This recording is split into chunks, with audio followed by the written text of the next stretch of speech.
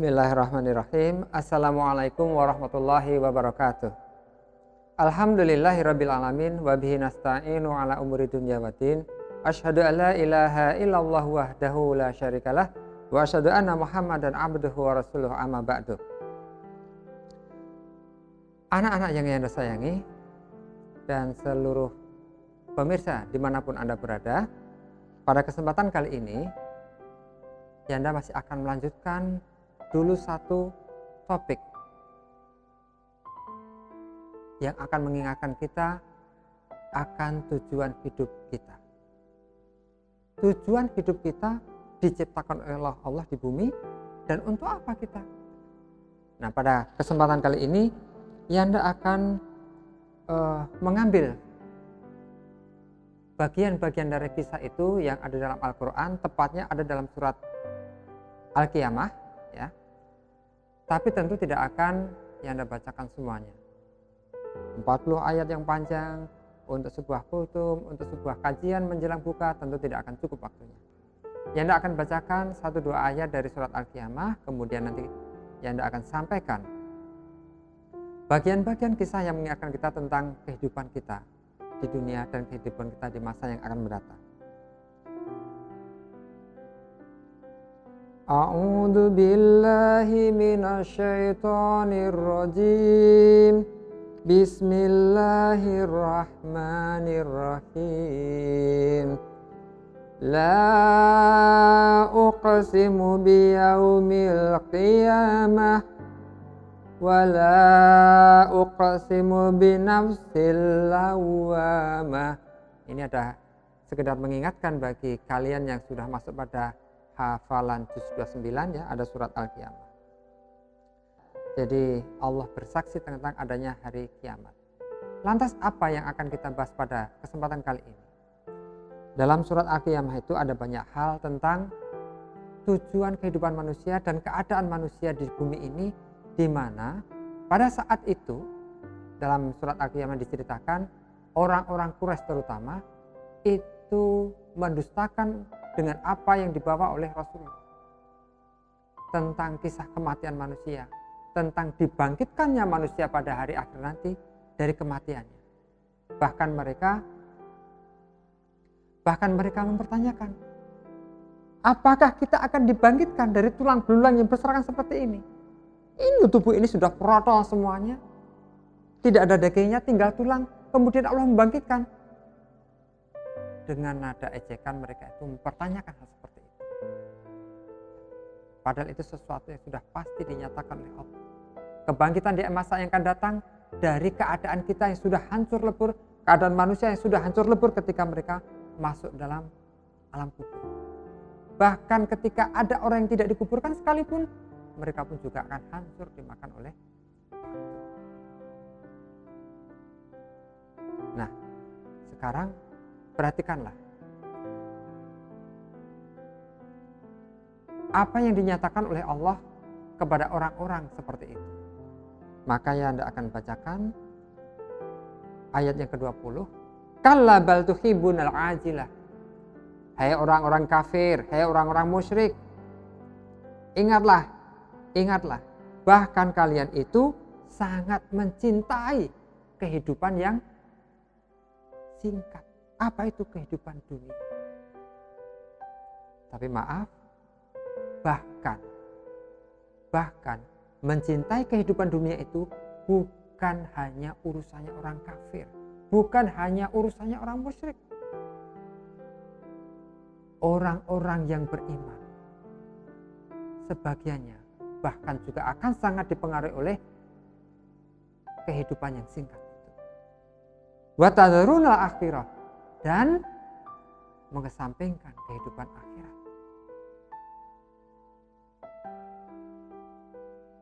Ingat, pada saat itu wajah orang-orang yang beriman akan senantiasa berseri-seri. Kenapa? Karena mereka akan melihat Tuhannya. Wujuhu yawma idzin nazirah ila rabbiha nazirah. Sebaliknya, orang-orang yang mendustakan ajaran Allah, orang-orang yang mendustakan Rasulullah, orang-orang yang mendustakan ayat-ayat Allah itu wa wujuhu yawma idzin basir. Muram wajah mereka, penuh dengan kesedihan, penyesalan dan sebagainya. Tadzunnu ayyaf'ala biha fakira. Karena mereka sudah sangat yakin apa yang kira-kira akan ditimpakan oleh mereka. Ini perbandingan antara orang yang beriman dan orang yang tidak beriman. Perbandingan antara orang yang beriman dan orang kafir, orang munafik, orang musyrik. Kemudian Allah mengingatkan, kalla idza balagatit taraqi. Ingatlah, ya ingatlah hai manusia,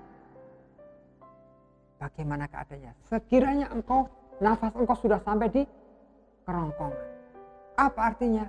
Ingatlah pada saat kita sudah tidak bisa bernafas lagi karena sebentar lagi nyawa kita akan lepas. Ya, kalla idza balagatit taraqi. Wa qila man raq. Anak-anak, cobalah kalian lihat orang-orang yang sakit keras, sakit bertahun-tahun, atau bahkan sakit sebentar, tapi penyakit-penyakit kelas berat, sakit jantung, tumor, kanker, bahkan sekarang adalah COVID, di mana akan memicu penyakit bawaan yang luar biasa.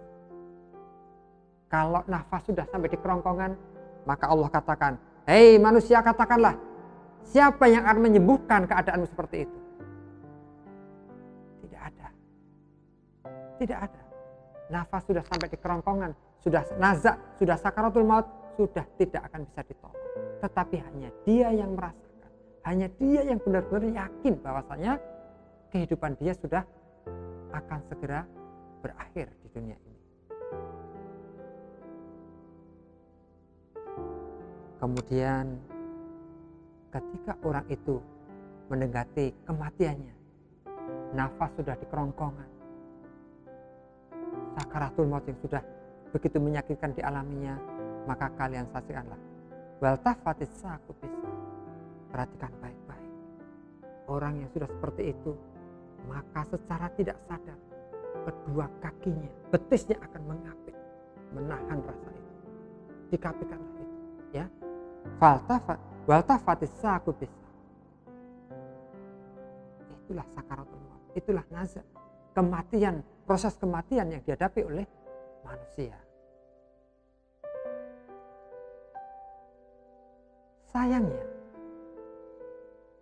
Sayangnya tidak ada jalan keluar bagi orang-orang seperti itu untuk melarikan diri dari Tuhannya.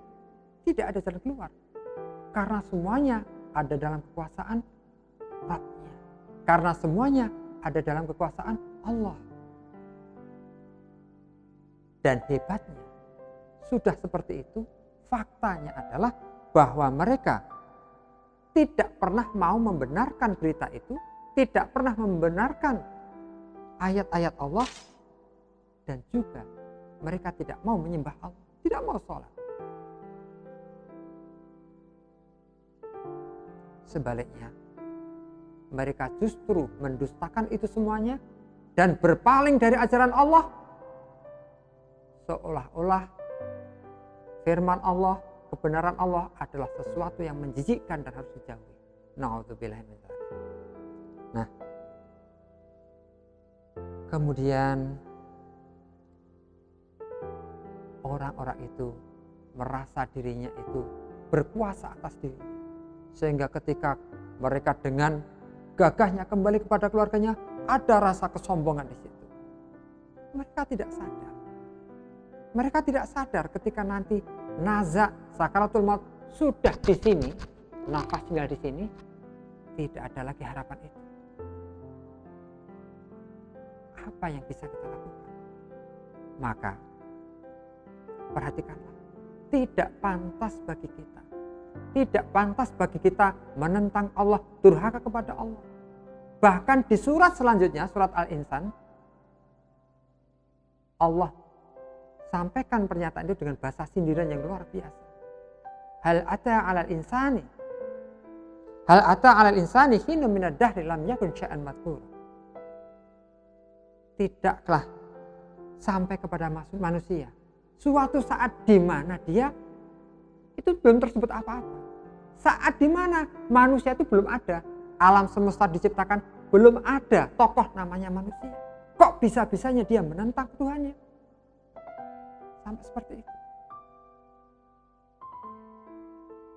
Nah, maka sebelum semuanya itu terjadi, dari sekarang kita bersiap. Kita persiapkan, apalagi ini adalah bagian dari 10 hari terakhir bulan Ramadan, maka kuatkanlah usaha kita insya Allah.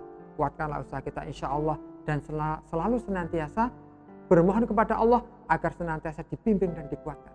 Karena tanpa bimbingan Dia, bahkan kita beribadah pun akan benar-benar berat rasanya. Nah anak-anak, itulah apa yang ingin Anda sampaikan. Pelajaran dari surat Al-Qiyamah, ya, tentang mengingat tujuan kita.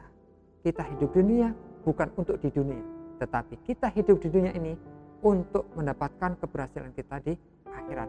Dan itu harus melalui proses yang namanya kematian. Dan kematian itu bukanlah suatu proses yang mudah, tetapi proses yang berat. Ya, berat. Apalagi bagi orang-orang yang suka durhaka kepada Tuhan.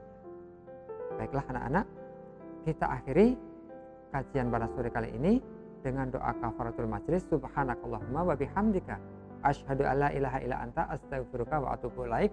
Assalamualaikum warahmatullahi wabarakatuh.